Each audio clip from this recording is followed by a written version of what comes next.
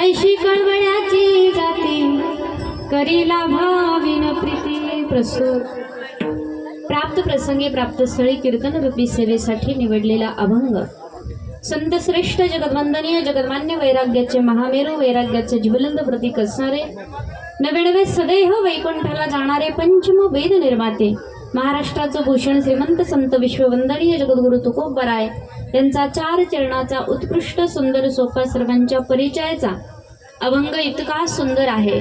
सहजासहजी जरी गायला तरी अंतकरणामध्ये पाजर फुटावा एवढा गोड अभंग सेवेसाठी निवडला. विठ्ठल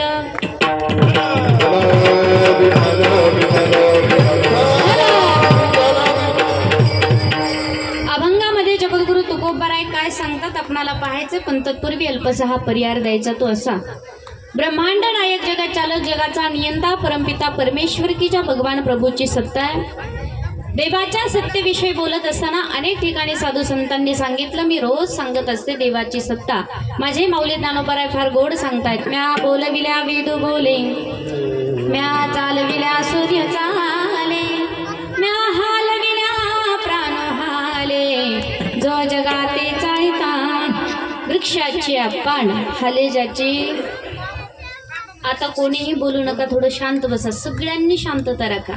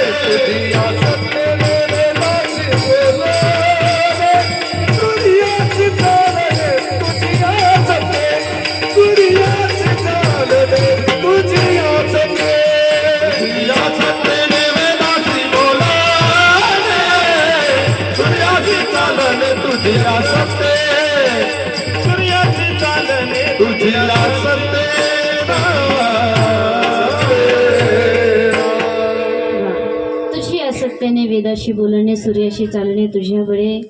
अनेक ठिकाणी साधू संतांनी सांगितलं, चाले हे शरीर कोणाचे असत्ते, कोण बोलविते हरिवीन. साधू महात्म्यांनी अनेक ठिकाणी सांगितलं. आपल्या भाषेमध्ये बोलत असताना मी तर रोज सांगते, कारण ती सांगण्याची गरज आहे. महिला मंडळ फार लक्ष द्या. मी नेहमी सांगत असते की माणसं, आम्ही काही लोक उभे आहोत, आम्ही खाली बसू का नाही आमची गॅरंटी नाही. तुम्ही बसलेली लोक उभा राहाल का नाही तुमची गॅरंटी. असं म्हणा, गॅरंटी नाही. बरोबर आहे की नाही. महिला मंडळ, बशीतला चहा तुम्ही घेतला, पण कपातला चहा घ्यायची आपली सत्ता, घास गिळे सत्ता आपल्या हातामध्ये नाही.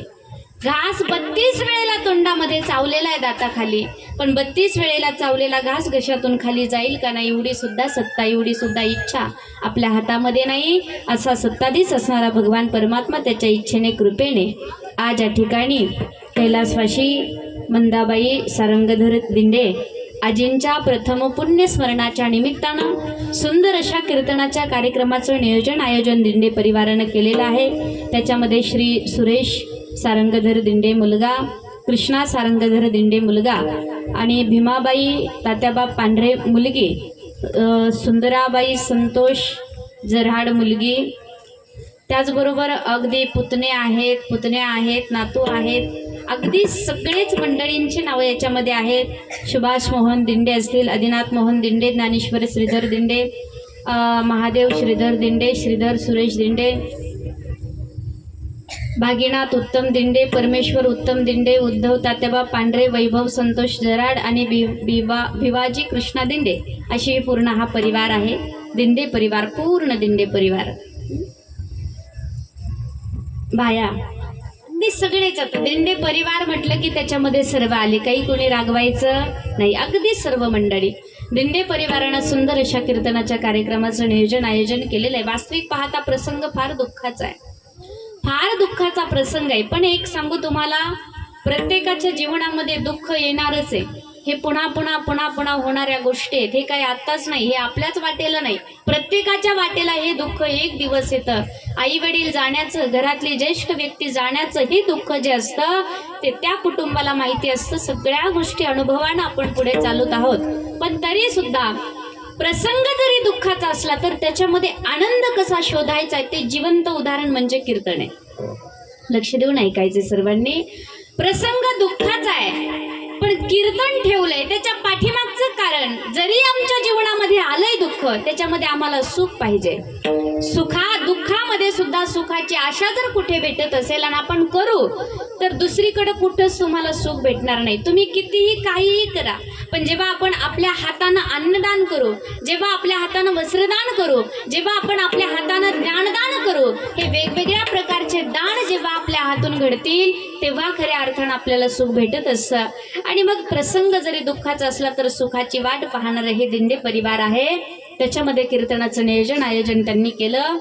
आईच्या ऋणातून उतराई होण्याचा छोटासा प्रयत्न करतायत. फार लक्ष द्या माझ्याकडे. माय बापाचे वास्तविक पाहता एवढे ऋण आपल्यावरती असतात, त्या ऋणातून माणूस कधीच उतराई होऊ शकत नाही. छोटासा प्रयत्न आहे. चांबड्याची चप्पल जरी बनवलं, लक्ष आहे ना सगळ्यांचं माझ्याकडे, चांबड्याची चप्पल जरी बनवली नाही वडिलाच्या पायामध्ये घातली तर चांबडा आपल्याला दिलंय कोणी? हा, झोपले का? जागे आहेत का सगळे? मला सांगा महिला मंडळ, चांबडं दिलंय कोणी? जन्माला कोणी घातलं? आई वडिलांनी.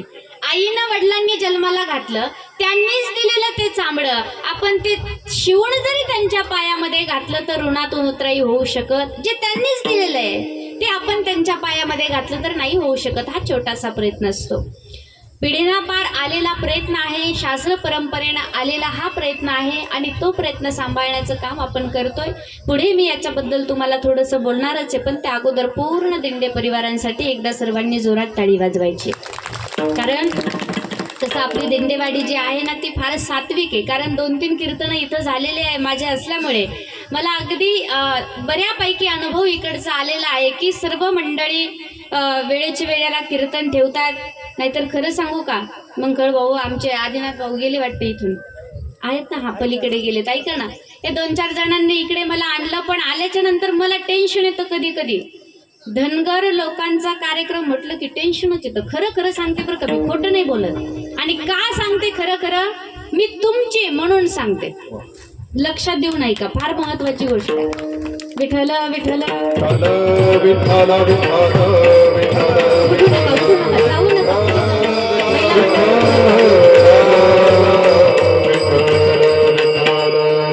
नैवेद्यासाठी फक्त कुटुंबातली मंडळी द्या, फक्त कुटुंबातली, बाकीचे कुणी जाऊ नका. जवळचे जे आहेत नातेवाईक, कुटुंबातले, अगदी कुटुंबातले. विठ्ठल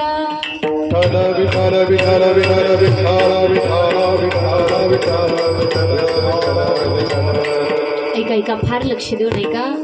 माझा विषय असा चाललेला आहे की अगदी कुठल्या ना कुठल्या गोष्टीचा अभाव आपल्या या कार्यक्रमामध्ये असतो. लोक असं म्हणतात, पण बऱ्यापैकी दिंडेवाडीला आल्याच्या नंतर अगदी सगळ्या गोष्टी अगदी प्रतिकूल परिस्थितीमध्ये आणि असतात. सर्व गोष्टी व्यवस्थित, त्याच्यामध्ये सिस्टीम असेल, गायक वादक असेल, सगळ्या गोष्टी नियोजनबद्ध कार्यक्रम या ठिकाणी आपण सर्व मंडळी करत आहात. सर्वांनाच खूप खूप धन्यवाद. आणि या कार्यक्रमासाठी आज कीर्तनाला प्रामुख्यानं सुंदर अशी गायनाची साथ करणारे आमचे श्री हरिभक्त परायण भागवत महाराज, एकदा जोरात त्यांच्यासाठी टाळी वाजवायची. तुमचं नाव लक्षात का राहिलं? तुमचा फोन आला म्हणून राहिलं. नाहीतर माझ्या नाव कधी लक्षातच राहत नाही आणि तुमचाही फोन इकडे आला तरच येतो. असं कसं असं असतं का कुठं सांगा बरं? हा, म्हणजे इकडे आम्ही आलो तरच त्यांचा फोन येतो, नाही तर मध्ये फोनच नाही. त्याच्यामुळे नावच काही लक्षात, त्याच्यामुळे माझं नाव काही लक्षात राहत नाही. पण आदरणीय आमचे भागवत महाराज फार गोड गाण्याची साथ करतायत. इकडे आदरणीय हरिभक्त परायण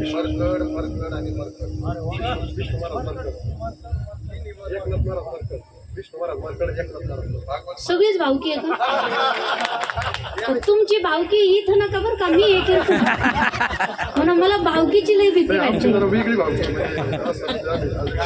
आदरणीय मरकड महाराज, इकडेही मरकड महाराज, एकदा तिघांसाठी सुद्धा सर्वांनी जोरात टाळी वाजवायची. आदरणीय आपल्या गावातलं सर्व भजनी मंडळ कीर्तन चालू झाल्याच्या नंतर शिवाजी महाराज थोरात, एकदा त्यांच्यासाठी सुद्धा टाळी. नेताजी महाराज असतील, शिंदे महाराज, अगदी आदरणीय सर्व महाराज मंडळी. एक सांगू का, दशक्रिया विधीला सुद्धा कीर्तन होतं. त्या कीर्तनाला मी जेव्हा आल्याच्या नंतर पाहिलं तर बऱ्यापैकी टाळकऱ्यांची गर्दी होती, खूप टाळकरी होते. आता कीर्तनला उभी राहिले तर तिघच होती. मला टेन्शन आलं, काय झालंय नेमकं, का टाळकऱ्यामध्ये भांडणं झाली, टाळकरी का आले नाही, हे टेन्शन मला आलं होतं. पण नंतर अगदी चालू झाल्याच्या नंतर सर्व टाळकरी वृंद या ठिकाणी आहेत, गायक वृंद या ठिकाणी आहेत. मृदंगाची सुंदर अशी साथ देणारे आमचे आदरणीय कृष्णा महाराज, एकदा त्यांच्यासाठी सुद्धा सर्वांनी जोरात टाळी वाजवायची. आदरणीय अगदी सर्व महाराज मंडळी, सुंदर अशी साऊंड सिस्टीम आहे, त्यांच्यासाठी सुद्धा जोरात टाळी वाजवायची सर्वांनी. चार्जिंग केली नाही का? तुम्ही चार्जिंग केली का? सकाळी दूध काला तर खाल्लाच असेल बऱ्यापैकी. मग असं येड्यावणी नका ना करू, चुचू जाग्यावरच टाळ्या वाजवता. जरा जोरात वाजवा, आवाज आला पाहिजे टाळीचा.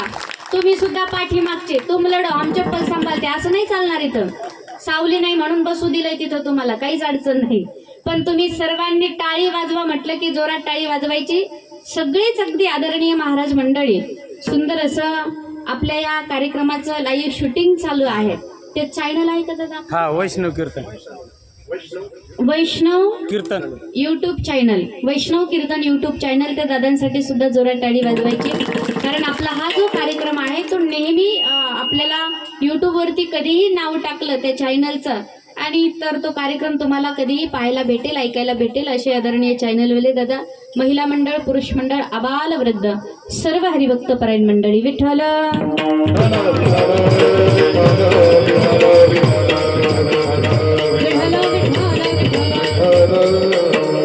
आमचे विनेकरी बाबाई या ठिकाणी आहेत, अगदी सर्व महाराज मंडळी. आता आपल्याला प्रामुख्यानं कीर्तनाकडे जायचंय. थोड्या वेळामध्ये कीर्तन संपवणार आहे. 1 तास आपल्याकडे अजून बाकी आहे.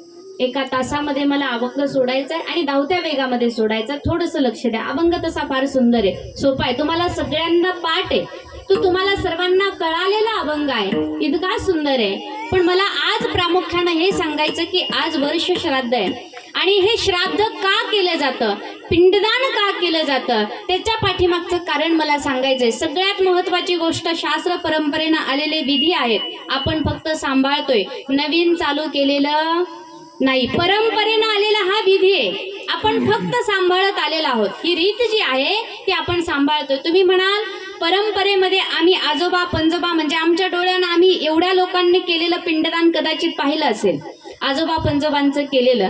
पण त्या अगोदर कोणी पिंडदान केलं सांगेल मी तुम्हाला. त्रेतायुगामध्ये राजा दशरथाच्या प्रित्यार्थ रामप्रभूनं पिंडदान केलं होतं. कथाभाग फार सुंदर आहे. राघव वनवासामध्ये होते, अगदी सगळ्यांनी फार लक्ष देऊन ऐकायचंय. रामप्रभू वनवासामध्ये होते, महिला मंडळ, आणि वनवासामध्ये असताना श्राद्ध आलं. श्राद्धाच्या दिवशी पिंडदान करायचं होतं. रामप्रभू गया या क्षेत्रावरती गेले आणि तिथं पिंडदान करण्यासाठी. गया या क्षेत्रावरती पिंडदान करण्यासाठी गेल्याच्या नंतर दर्भाची काडी विसरली. दर्भाची काडी आणण्यासाठी राघव गेले. वेळ झालेली होती. स्वर्गातून हात बाहेर आला आणि त्या हातानं पिंडदान पिंडदान पिंडदान असा आवाज केला. जानकी माता होत्या. जानकी मातेनं तो आवाज ऐकला, तो हात पाहिला. टेन्शन मध्ये आल्या जानकी माता, आता करू तर काय करू? पिंडदान करावं तर माझ्या पतीची आज्ञा नाही, पिंडदान नाही करावं तर हात आतमध्ये गेला तर आम्हाला पितृदोष लागेल आणि पितृदोष लागेल. याही पलीकडे माझ्या हातून होणारा धर्म होणार नाही, धर्म टाळला जाईल. कारण जानकी मातेनं महिला मंडळी उभ्या जीवनामध्ये हाताचा धर्म कधी टाळला नव्हता, कधीच नाही टाळला. म्हणून या कीर्तनातून तुम्ही सुद्धा एक गोष्ट घेऊन जायचे. दारामध्ये याचक जर आपल्या आला, मग तो कुणीही असो, तो याचक कोण आहे कसा आहे हे पाहायचं नाही, तो याचक कुणीही असो, फुलला फुलाची पाकळी आपल्या हातानं दान त्याला दिलं दिलं पाहिजे की नाही? दिलंच पाहिजे. एक सांगू तुम्हाला, तुमच्या हाताचं सौंदर्य, हाताच्या मेहंदीमध्ये, हातातल्या अंगठ्यामध्ये, अगदी हाताच्या नखाबोटामध्ये हाताचं सौंदर्य नसतं. हाताचं सौंदर्य जर कशात पाहायचं असेल तर ते आपल्या दानामध्ये दिसतं. आपल्या हातून किती दान आपण केलंय त्या दानामध्ये हाताचं सौंदर्य दिसतं. म्हणून तुम्ही दारामध्ये कुणी आलं तर घरातल्या लक्ष्मीनं कधीही त्या याचकाला बिनभूक जाऊ द्यायचं नाही, दान करत राहायचं. तुम्ही सुद्धा पुरुष मंडळी पाठीमागचे तुम्ही सुद्धा ऐका, जन्माला आलात, सगळ्यात महत्वाचं दान तुमचं काय असेल तर गोदान जे असतं, एक गाय ब्राह्मणाला दान दिली पाहिजे जन्माला आल्याच्या नंतर. कीर्तनकारानं सांगितलं गाय ब्राह्मणाला दान दिली पाहिजे म्हणून तुम्ही सुद्धा देता, पण मरी गाय हा. बरं माझी भाषा तर कळते ना तुम्हाला? कळते का तुम्हाला पुरुष मंडळी? भाषा समजते का माझी? हा मग थोडा असं डोला हसा काहीतरी करा ना. अरे बरंच कीर्तनामध्ये हसलेलं, जरी प्रसंग दुःखाचा आहे मग 12 वाजल्यासारखंच बसावं का? असं नाही. आनंदामध्ये माणसानं बसलं पाहिजे, प्रसन्न बसलं पाहिजे. आता जर इथं हसलात, मी गॅरंटीनं तुम्हाला सांगते, इथं जर हसलात तर लवकर मरण येणार, लवकर तुम्ही मरणार. बर जरी इथून गेल्या गेल्या मरण आलं, कुणी एखादं मेलं, कुणी मरू नाही पण मेलच. इथून गेल्या गेल्या जरी एखादं मेलं तरी सुद्धा लोक काय म्हणतील? अरे भला माणूस चांगला होता, कीर्तनामध्ये बसला होता ना, हसता हसता मेला, म्हणतील का नाही? खरं सांगा. हा, हसता हसता माणूस मेला, पण तुम्ही जर हसलाच नाही तर लोक म्हणतील बरं झालं मेला, त्याचं तोंड पाहावंसं वाटत नव्हतं. म्हणजे आपण मेल्याच्या नंतर सुद्धा आपल्याला एका प्रकारचं लेबल चिटकलं जातं. त्याच्यामध्ये माणसानं नेहमी आनंदी, नेहमी अगदी प्रसन्न राहिलं पाहिजे. विठ्ठल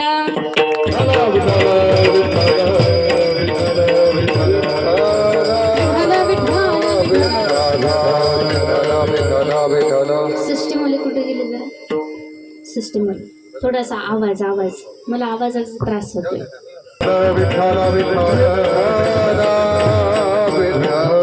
ऐका, लक्ष देऊन ऐकायचं सर्वांनी. आपला विषय चाललेला 5 बोटाचा धर्म कधीही टाळायचा नाही. तुम्ही सुद्धा जन्माला आलात, गाय ब्राह्मणाला दान दिली पाहिजे, तुम्ही सुद्धा दान करायचंय.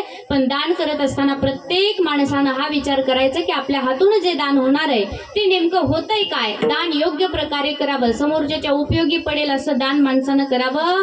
विचित्र दान लोक करतात, काय करावं ते सुद्धा लोकांना कळत नाही. महिला मंडळ, मी खरं तुम्हाला सांगते, माझ्या बरोबर घडलेला प्रसंग आहे. एकदा कर्नाटकला माझं कीर्तन होतं, कीर्तनाला मी गेले.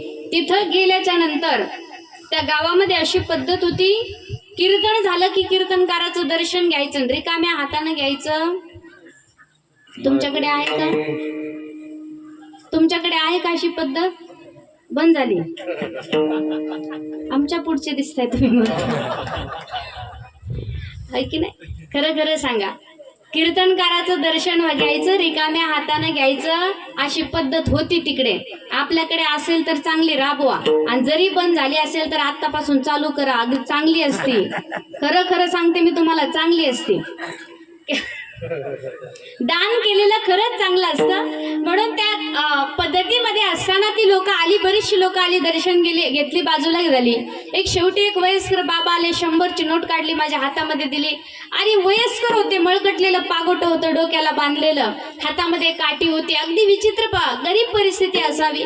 म्हणून मी म्हटलं बाबा 100 नका देऊ, 10 द्या, तुमची इच्छा पूर्ण होईल. म्हणे नाही दीदी 100च द्यायचे. मी म्हटलं बाबा 10 द्या, तुमची इच्छा पूर्ण होईल. म्हणे गप्प बसाव, मला 100च द्यायचे. आता गरिबीची जाण मला असल्यामुळे मी म्हटलं बाबा नाही, जाऊ द्या, 10च द्या. ते म्हणे तुला ठेवायचेत का? म्हटलं तर जाऊ द्या, ठेवायचेत का म्हटल्यावर काय करायचं. मी हातामध्ये घेतले, घरी गेल्याच्या नंतर यांच्याकडे दिले. त्यांनी दुसऱ्या दिवशी ती नोट पाहिली आणि मला सांगितलं, नोट पाहिली का रात्रीची? म्हटलं अजिबात नाही पाहिली. जेव्हा नोट उलगडून पाहिली ती अर्धी 100ची होती आणि अर्धी 10ची होती. हा, दान काय करावं हे सांगते.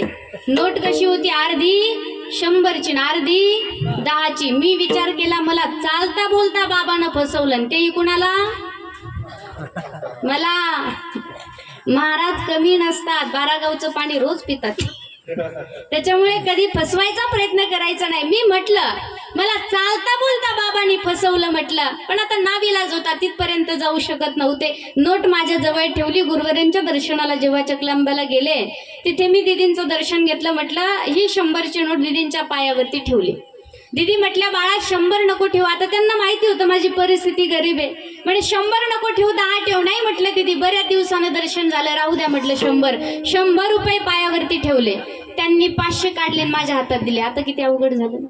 मी विचार केला, मी चालता बोलता गुरुला फसवते, गुरुला फसवणं हे चांगलं नाही. मी हात जोडले, म्हटलं दीदी मला क्षमा करा, ती 100ची नोट नाही, ती अर्धी 100ची, अर्धी 10ची. दीदी म्हटल्या तुझ्या हातात दिलेली पाहिली का? म्हटलं अजिबात नाही.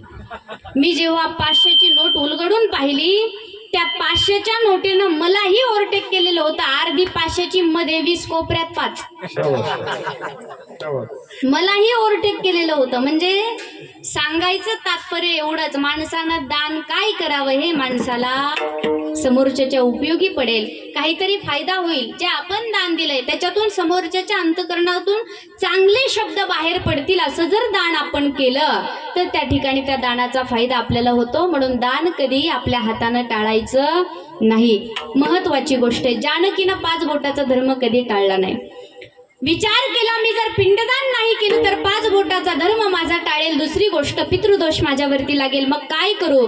जेवढा अधिकार मुलाला आहे तेवढा अधिकार सुनेला असतो. म्हणून जानकी मातेनं पिंडदान केलं. पिंडदान केलं, हात आतमध्ये गेला. राघव आले, राघवाला सांगितलं स्वामी मी पिंडदान केलंय. रामप्रभू म्हणाले अगं तू पिंडदान केलंय हे मी तुझ्यावरती विश्वास का ठेवू? कारण ही रीत आत्ताची नाही. मुलावरती जेवढा विश्वास असतो तेवढा सुनेवरती नाही. सासऱ्याचं पिंडदान तू केलंय की नाही हा विश्वास मी तुझ्यावरती कसा ठेवू? जानकीनं सांगितलं, सात्विक घराण्यामधली मुलगी मी आहे, विश्वास ठेवा माझ्यावरती. आणि विश्वास बसत नसेल तर कोणालाही विचारा मी पिंडदान केलंय की नाही. समोर गंगा मैया होती. आता फार लक्ष द्या माझ्याकडे. गंगा मैयाला विचारलं, गंगा मैया जानकीनं पिंडदान केलंय की? गंगा खोटं बोलली.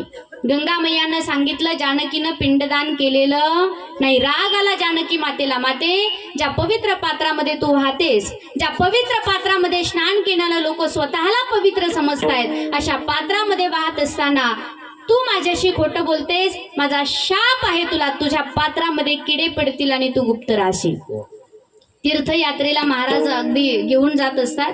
तीर्थयात्रेला आम्ही सुद्धा तीर्थयात्रेला आपण जातो, सर्व मंडळी आपण जातो.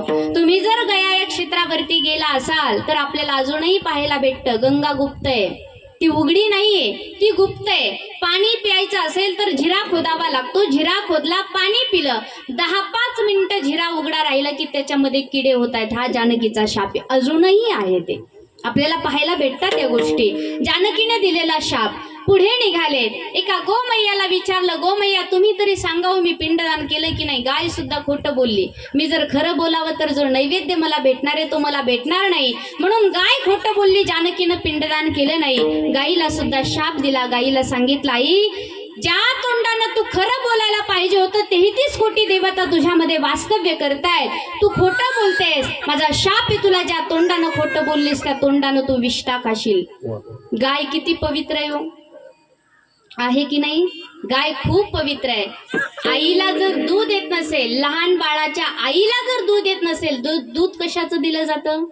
गाईचं दूध दिलं जातं. इतकं पवित्र तिचं दूध आहे, अमृत आहे आपल्यासाठी. एवढी पवित्र असताना गाय खोटं बोलली, पण ती सुद्धा गाय तोंडानं विष्ठा खाते, घाण खाते. आपल्याला सर्वांना माहितीये तो जानकीनं दिलेला शाप. तुझ्या तोंडानं तू विष्ठा खाशील आणि जग तुझी समोरून नाही तर पाठीमागून पूजा करेल. गायीची पूजा समोरून केली जात नाही, पाठीमागून केली जाते. महिला मंडळ, आपण गायीची पूजा करता का?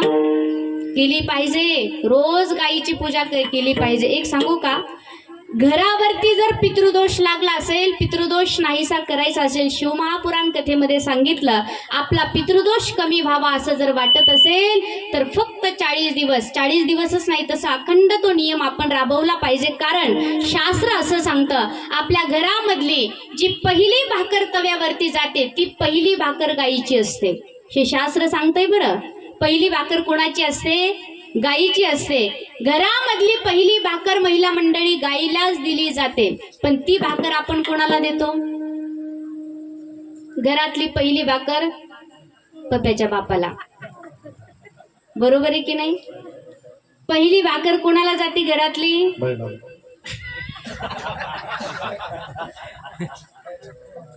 कशाला एवढं स्पष्ट बोलतो? घरातली पहिली भाकर पप्प्याच्या बापाला, आणि ते सुद्धा विचार करत नाही, त्याची शुगर खवळलेली असतं, काही असो पटकन दे. जशी तव्यावरची खाली उतरते तशी पप्प्याच्या बापाच्या ताटात जाते गाईची भाकर. घरातली पहिली भाकर गाईची असते. गाईची भाकर खाऊन खाऊन खाऊन खाऊन खाऊन खाऊन कधी मान हलायला शिकलं कळालं. नेहमी नंदी बैलासारखं राहतं, फक्त मान हालीत राहत. हे खरं आहे दादा, खोटं नाही बोलत मी. घरातली पहिली भाकर छोटी असो वा मोठी असो ती कोणाला दिली जाते? गाईलाच दिली पाहिजे, त्यानं पितृदोष कमी होतो. घरातली पहिली भाकर जेव्हा गाईला दिली तेव्हा पितृदोष आपला कमी होतो. विठ्ठल विठ्ठल विठ्ठल विठ्ठल विठ्ठल विठ्ठल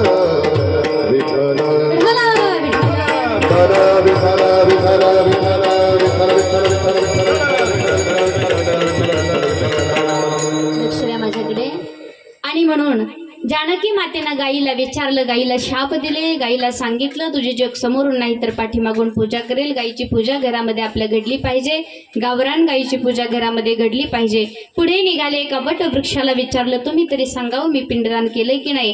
वटवृक्ष खरं बोलला, जानकीनं पिंडदान केलेलं आहे असं म्हटल्याबरोबर आईला आनंद झाला आणि आईनं त्या वडाला आशीर्वाद दिले. हे वडा, तू माझी खरी साक्ष दिली म्हणून मी तुला आशीर्वाद देते, सर्व झाडामध्ये जास्तीचं आयुष्य तुला राहील. तुम्ही सर्वांनी माझ्याकडे पहा, सर्व झाडामध्ये जास्त आयुष्य वडाला राहतं.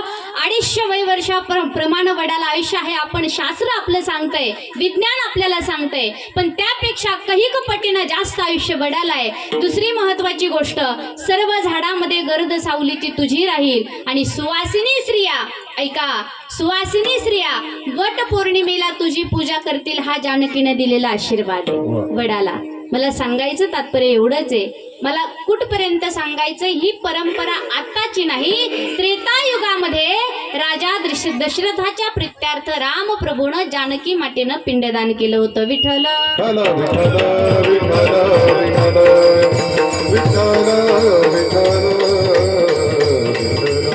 व्यापार युगामध्ये पंडुराजाच्या प्रित्यार्थ पांडवांनी पिंडदान केलेलं होतं. ती रीत आपल्याकडे आलेली आहे. गरुड पुराण नावाच्या ग्रंथामध्ये सुंदर सांगितलंय. विषय जो आहे तो विषय मी बोलणारे, फार लक्ष द्या. त्या ग्रंथामध्ये असं सांगितलंय की त्या ठिकाणी ग्रंथामध्ये सांगितलंय की केलं जातं जेव्हा आपला हा देह ठेवला. माझ्याकडे लक्ष द्या, मी थोड्या लवकर संपवते. ऐका, 10-15 मिनिटामध्ये, थोड्या वेळामध्ये संपवण्याचा प्रयत्न करते, पण तुम्ही लक्ष द्या माझ्याकडे. ज्या वेळेला आपल्या या देहावरती अग्निसंस्कार केले जातात त्यावेळेला त्या देह जळतो, आत्मा जळत नाही, घराच्या आतमध्ये असतो 3 दिवस. ही शास्त्र सांगतंय आपल्याला. 3ऱ्या दिवशी उंबरट्याच्या बाहेर पडतो, पंचक्रोशी योनी धारण करतो, पंचक्रोशीमध्ये फिरत असतो. मुली असतील, जावई असतील, बहीण असेल, नातेवाईक जे असतील, मामा मामी, त्यांच्या घरी आत्मा 7 दिवस फिरत असतो.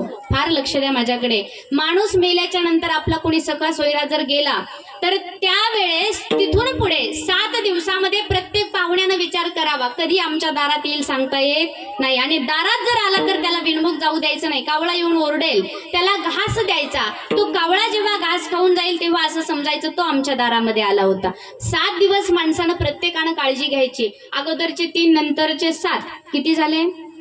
10. 10व्या दिवशी दशी क्रियाविधी पिंडदान झालं की आत्मा आकाश मार्गाने निघून जातो. तो आजच्या दिवसापर्यंत, श्राद्धापर्यंत त्याचा प्रवास चालू असतो. वेगवेगळ्या गृहातून पलीकडे जावं लागतं. स्मितगृह, उष्णगृह, तप्तगृह, वेगवेगळ्या गृहातून पलीकडे जात असताना जीवात्म्याला त्रास होऊ नये म्हणून शास्त्र असं सांगतंय प्रत्येक महिन्याला दान केलं जातं. ते मासिकाच्या पद्धतीमध्ये अन्नदान असेल, वस्त्रदान असेल, ते प्रत्येक महिन्याला दान केलं जातं, कारण जीवात्म्याला त्रास होऊ नये. आजच्या दिवशी धर्मराजाच्या नगरीला जीव जातो, कर्माचा न्याय निवाडा होतो, कळल्या जातं पुढील गती कुठली प्राप्त होणार आहे, पुढील जन्म कसला प्राप्त होणार आहे, हे आजच्या दिवशी कळलं जातं. तो चांगला प्राप्त व्हावा. आता इथून पुढचा जो प्रवास आहे त्यांचा चांगला आणि सुखा समाधानाचा व्हावा. आजच्या दिवसापर्यंत त्यांचा आणि आपला खऱ्या अर्थानं संबंध, आता इथून पुढे आपला संबंध संपला. म्हणून इथून पुढे त्यांचं जीवन चांगल्या प्रकारे जगावं, त्यांनी पुढचा जन्म त्यांना चांगला भेटावा, यासाठी पिंडदान, अन्नदान, वस्त्रदान, वेगवेगळ्या प्रकारचे दान केले जातात. महत्वाची गोष्ट जी आहे, पितृदोष लागू नये ती ऐका, फार लक्ष द्या माझ्याकडे. तुम्ही म्हणाल पितृदोष लागला हे आम्ही कशावरून समजायचं? ज्या घरामध्ये मुलं जन्माला येत नाही, जन्माला आलेली मुलं लगेच मरण पावतायत, मुलं आई वडिलांचं ऐकत नाही, दारू पितात, जुगार खेळतात, व्यसन करतायत, नाही ते उद्योग मुलं करतात. वंशदुराचारी पुत्र झाला झाला, वंशदुराचारी पुत्र झाला, वंशदुराचारी पुत्र झाला, वंशदुराचारी पुत्र झाला. कटाचे करीती पितरा, कटाचे करीती पितरा, कटाचे करीती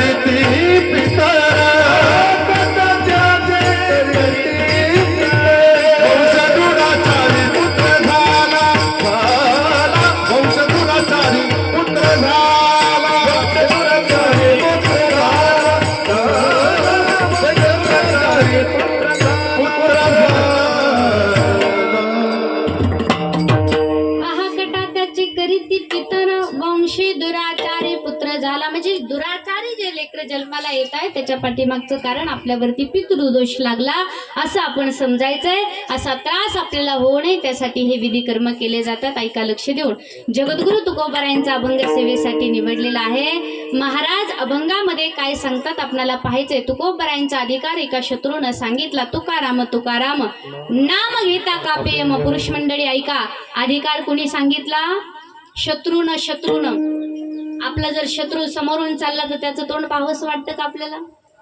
शत्रूचं तोंड सुद्धा पाहावंसं आपल्याला वाटत नाही. पण तुकोबारायांचं वर्णन शत्रूनं करावं, मित्रानं नाही, शत्रूनं वर्णन करावं. रामेश्वर भट्ट म्हणतायत तुकोबारायांचा अधिकार आहे, त्यांचं नाव जरी ऐकलं तरी यमालाही थरकाप सुटावा. त्या तुकोबारांनी आई बापाची भूमिका बजावत असताना आई वडील आपल्या लेकरावरती जेवढं प्रेम करता त्यापेक्षा कहीक पटीनं लेकरावरती म्हणजे तुमच्या आमच्यावरती संत प्रेम करत असताय. ती भूमिका बजावत असताना सांगितलं, या जगामध्ये या पृथ्वी तलावरती मी जन्माला का आलोय तर आपल्या सगळ्यांचं हित पाहण्यासाठी अभंगाचं प्रथम चरण.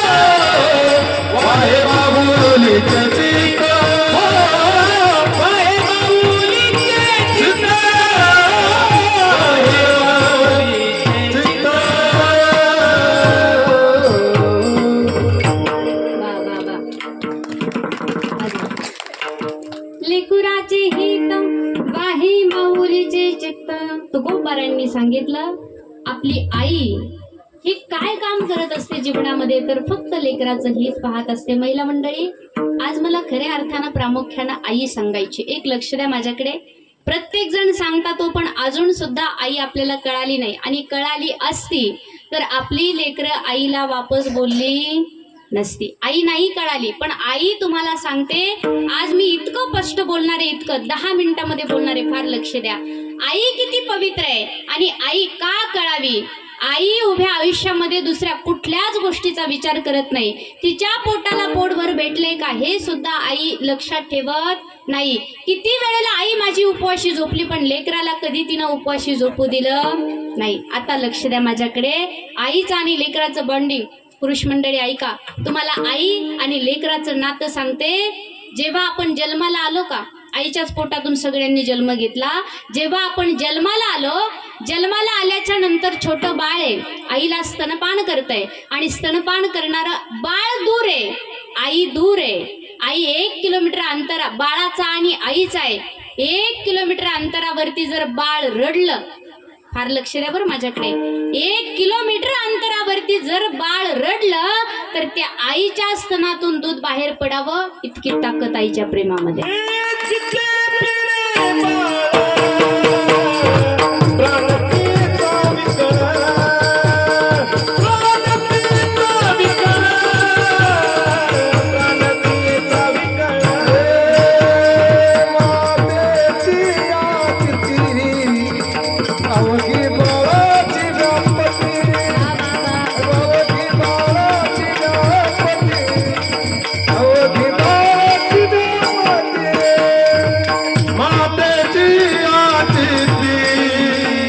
अवघी बाळकाची व्याप्ती, अवघी बाळकाची व्याप्ती, अवघी बाळकाची व्याप्ती,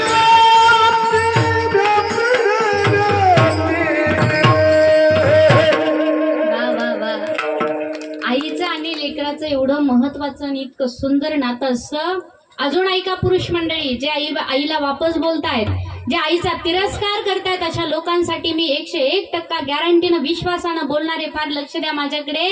तुम्हाला जेव्हा आईनं जन्माला घातलं तेव्हा तिनं आपल्या रक्ताचं पाणी केलं आणि रक्ताचं दूध करून तिनं तुम्हाला पाजलं. ते दूध इतकं मजबूत आहे, ऐका पुढे पुढे ऐका, त्या आईचं दूध इतकं मजबूत आहे, तुम्ही जरी मेलात ना, लक्ष द्या बरं माझ्याकडे, आईचं दूध इतकं मजबूत आहे. जन्माला आलात तेव्हा तुम्ही मांसाचा गोळा होता, आईनं दूध पाजलं, तुमच्यामध्ये हाडं तयार झाली, तुम्ही मोठे झालात. दूध आईचं इतकं मोठं आहे, इतकं मजबूत आहे, इतकं पवित्र आहे. तुम्ही मेलात आणि तुम्हाला पेटून जरी दिलं, जाळलं, सगळे जळाल तुम्ही, पण हाडं जळतात का? सगळं जळतं, पण हाडं जळत नाही. त्याच्या पाठीमागचं कारण ते आईच्या दुधापासून तयार झालेलं असतं. आणि जे आईच्या दुधापासून तयार झालंय त्याला कुणी जाळत, अग्नी सुद्धा जाळत नाही, इतकी ताकद आईच्या दुधामध्ये असते. आता लक्ष द्या माझ्याकडे. त्या हाडाला व्यापून घ्यायला सुद्धा दुसरं कोणी पुढे येत नाही. त्याच्यासाठी सुद्धा आईचंच, मातेचंच विशाल अंतकरण लागतं. मग त्या हाडाला दुसरं कोणी तिच्यामध्ये घेत नाही. म्हणून ती हाडं एका मातेमध्ये म्हणजे गंगेमध्ये जाऊन समर्पित केले जातात. फक्त गंगा एक माताच अशी आहे, त्या हाडाला स्वीकारते, अन्यथा दुसरं अग्नी सुद्धा हाडाला जाळत नाही, इतकी ताकद तिच्या दुधामध्ये. आणि म्हणून तिच्या प्रत्येक दुधाच्या थेंबाचा, त्या तिच्या जे काही तिनं आपल्यासाठी केलं ना, त्या गोष्टीचा प्रत्येकाने विचार करावा. तुम्हाला सरळ सरळ सांगते, रोज पाहता तुम्ही गाय दारामध्ये, त्या गाईला फक्त अर्धा तास वासरू सोडायला लेट झालं तर ती गाय काय करते? हंबरते. बरोबर आहे की नाही? डाव तोडण्यापर्यंत तिची मजल जाते. मग तेवढ्यावरून तुम्ही विचार करा, जर आपण दारू पिऊन रस्त्यावरती पडत असू, व्याभिचार करून जर बाहेर पडत असू, तर आपली आई किती हंबरत असेल, आपल्या आईला काय वाटत असेल? हा विचार आपण डोळ्यासमोर घेऊन, उदाहरणं त्याच्यावरून आपण विचार करावा. जेवढं प्रेम त्या गाईचं लेकरावरती, वासरावरती असतं, तेवढं प्रेम ह्या आईचं तुमच्यावरती आहे बाबा. हा विचार प्रत्येकानं करावा. म्हणून प्रत्येक ठिकाणी आमची आई आम्हाला दिसली पाहिजे. हंबरून वासराले चाटती जेव्हा गाय, तवा मले तिच्यामध्ये दिसती माझी माय, हरे दिसती माझी माय. कन्या वाट्याला जायला माय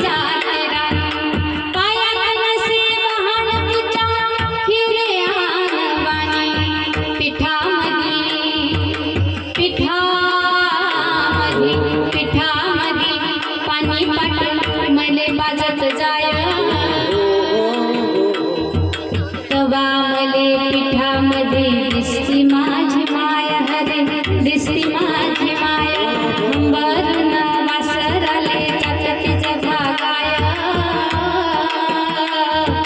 तवा मले तिच्यामध्ये दिसती माझी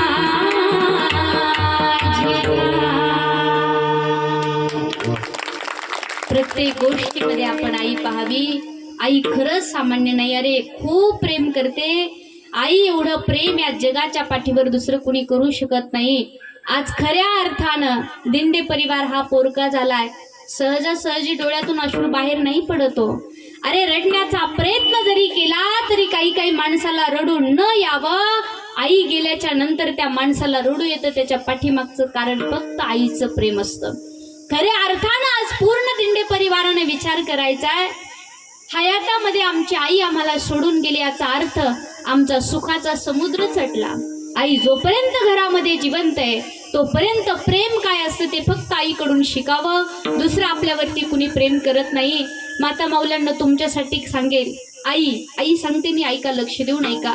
एखाद्या लेकराची जर आई मेली ना, छोट्या बाळाची, लक्ष द्या माझ्याकडे, छोट्या बाळाची आई मेली, छोटं बाळ रडतंय. ते रडायला लागल्याच्या नंतर आमच्या आया त्याच्या जवळ जात आहेत आणि त्याला सांगतात, बाळा रडू नको ना, मी तुझ्या आईसारखी. म्हणतात की नाही? काय म्हणाल्या? बाळा रडू नको, मी तुझ्या आईसारखी आहे. आईसारखी, परंतु आई नाही होणार. आईसारख्या भरपूर होतील पण आई नाही होणार. आई ती आई असती. सात्विक प्रेम करणारी जात जर कोणाची असेल तर ती आईचे. म्हणून लेकोराचे हित वाहे माऊलीचे चित्त. लेकराचं हित पाहणारी जात कुणाची असेल जगाच्या पाठीवरती आईची आहे. तुकोबारांनी स्वतःला लागू केलं. मी सुद्धा माझ्या लेकरांचं हित पाहतोय. आपण सर्वजण संताची लेकरं आहोत. संत आपलं हित पाहतायत आणि जेवढं आई आपल्या लेकरावरती प्रेम करते तेवढं संत समाजावरती प्रेम करतायत. अभंगाचं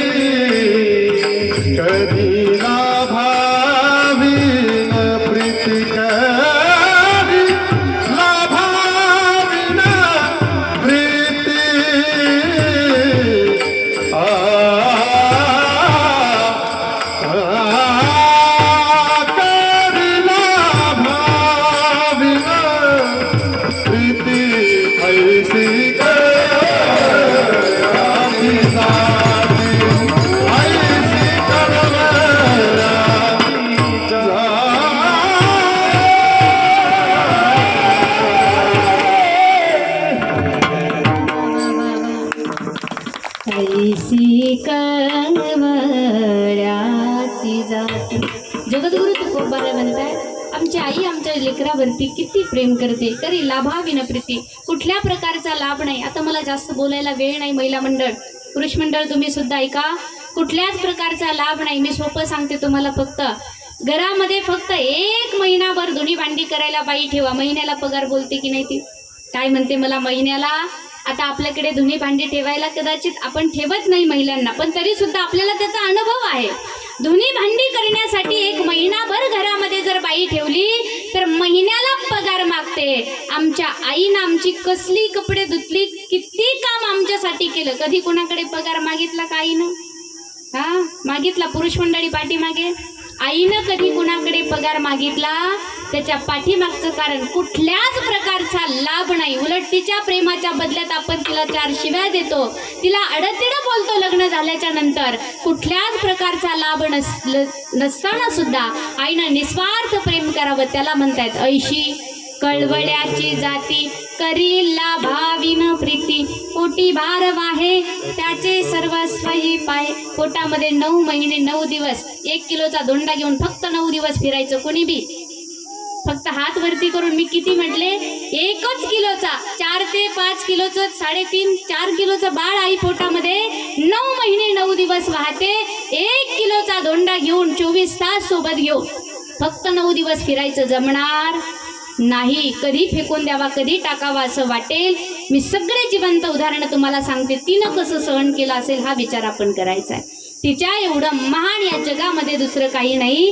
ती एक जगदंबा आहे. आपल्या लेकरासाठी कुठलीही अगदी कुठलंही संकट तिच्यावरती येऊ द्या ती लेकरासाठी झेलते. तिला आई म्हणतायत आणि म्हणून म्हणतायत आई माझी मायेचा सागर दिला तिने जीवनाकार. आई वडील माझे थोर काय सांगू त्यांचे उपकार.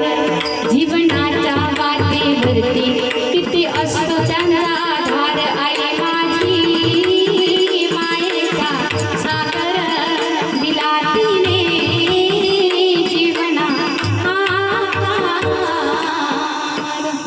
आई एवढं प्रेम या जगाच्या पाठीवर दुसरं कोणी करत नाही. म्हणून पोटी भार वाहे त्याचे सर्वस्व या पाहे जगद्गुरु तुकोबाराय सांगतायत.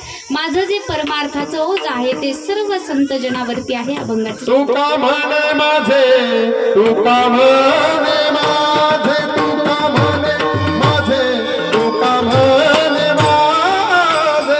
म्हणे माझे तुका म्हणे माझे तुका म्हणे माझे तुका म्हणे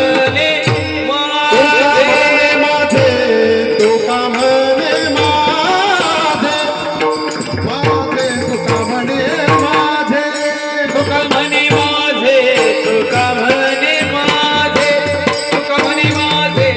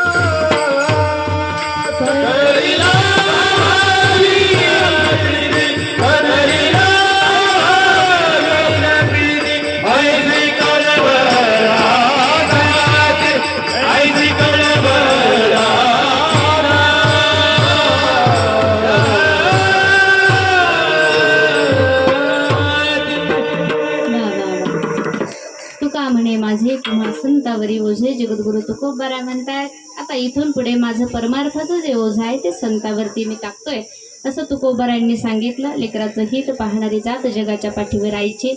मी घाई का करते, मला खालून सांगितलंय 11:30, आता वाजून गेले तर बरोबर आहे की नाही.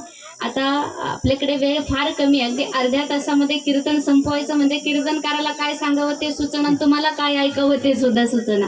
पण आता नाविलाज आहे. महत्वाचा मुद्दा म्हणजे आपल्याकडे आज काय आहे, हा तुम्हाला माहित नाही का? लग्न काय म्हणतात त्याला, लग्न. आणि महत्वाच्या लोकांना कुठे जायचंय, तो इतका महत्वाचा मुद्दा आहे आता तो लग्न म्हणजे.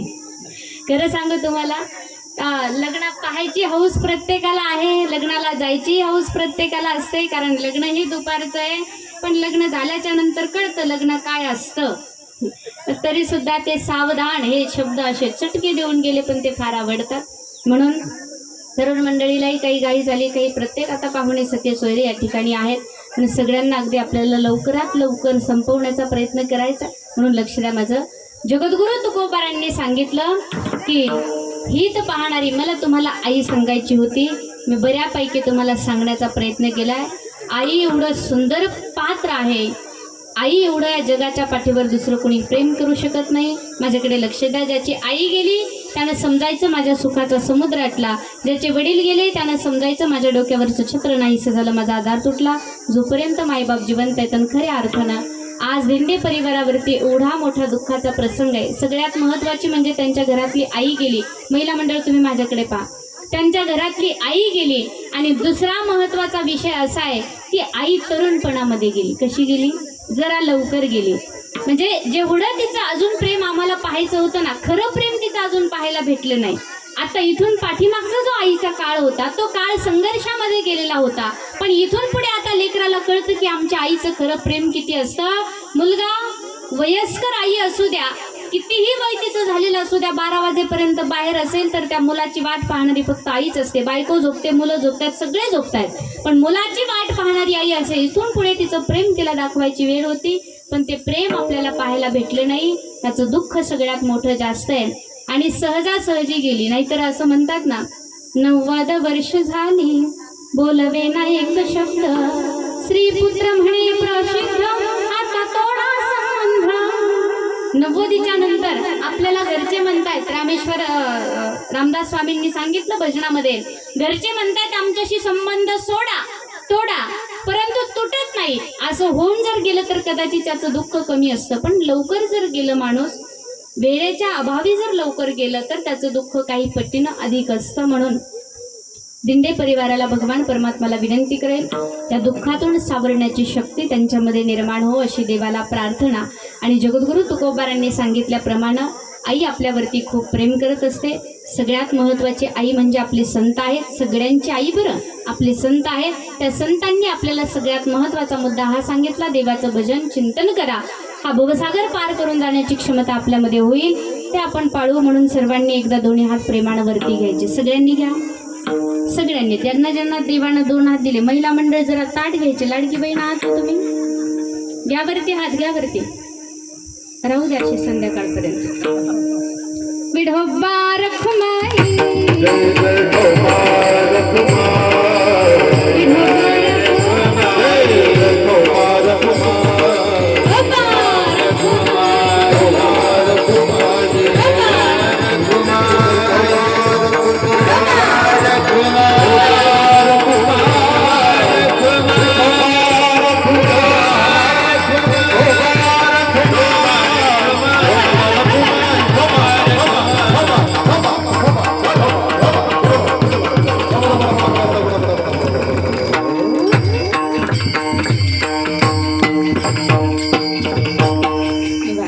धन्यवाद. सगळ्यांनी प्रेमानं दोन्ही हात वरती घेतले, सुंदर टाळी वाजवली, सुंदर भजन केलं, त्याबद्दल सर्वांचे धन्यवाद.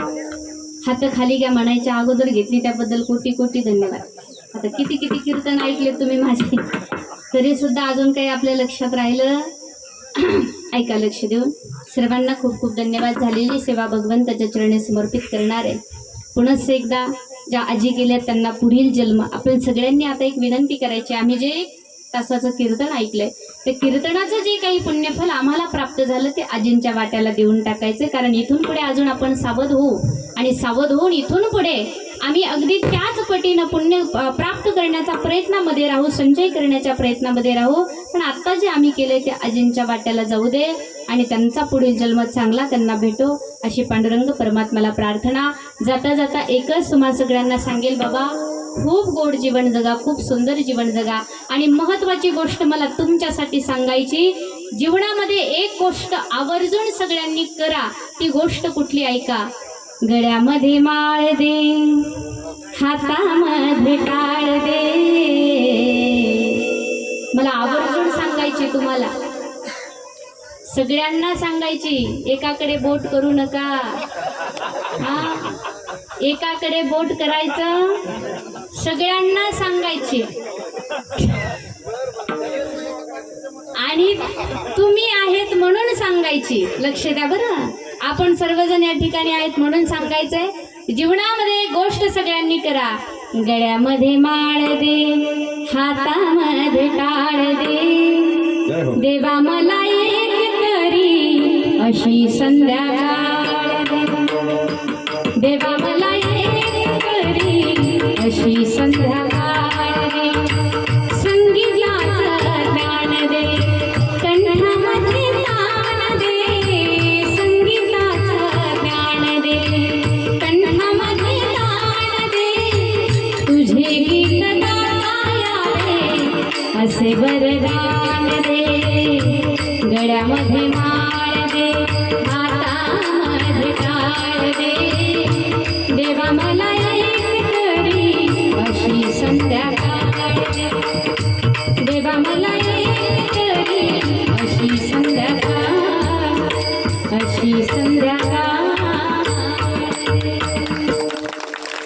फार महत्वाची गोष्ट आहे, सगळ्यांनी आचरणामध्ये आणावी. आपण सर्व मेंढपाळ आहात म्हणून सांगितलं, कारण मेंढ्याकडे स्वस्त भेटते ना. हा, सगळे मेंढपाळ, मला माहिती आहे सगळ्या गोष्टी, कारण आपला काही लांबचा संबंध नाही, खूप जवळचे संबंध आहे.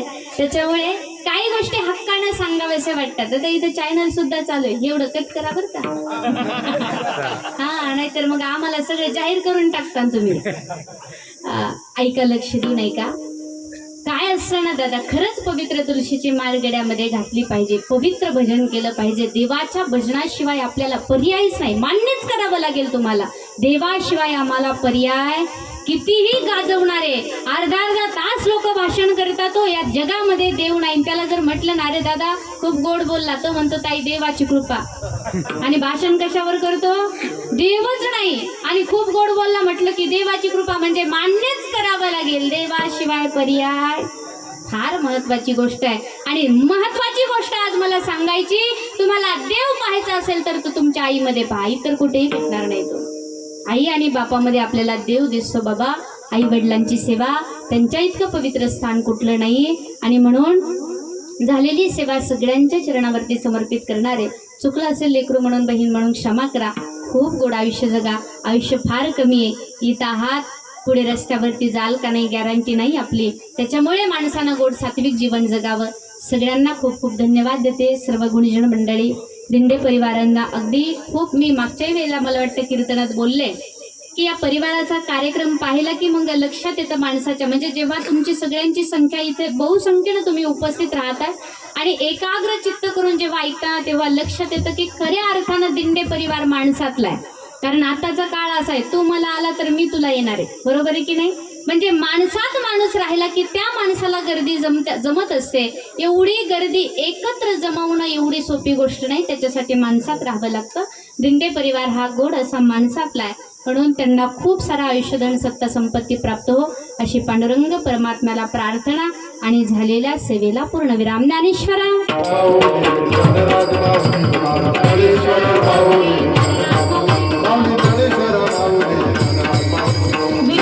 जय जय